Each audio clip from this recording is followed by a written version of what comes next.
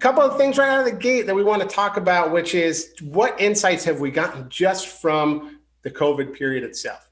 We ran this, back March, April time frame, but it's been really cool for us to go back and reanalyze this and see where we're at. So increase in new published learning content, that's up 22%.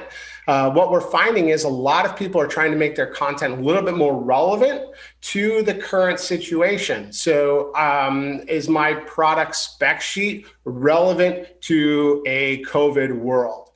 So again, that's what we're finding is really interesting and very insightful.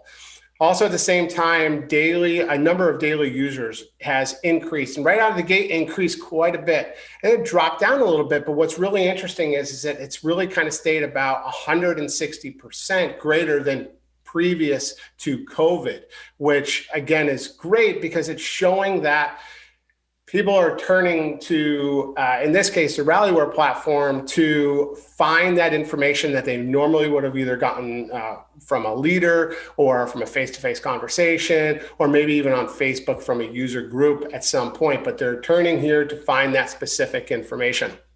And of course, 121% increase in completed activities or tasks in this case, and then sales increases as well.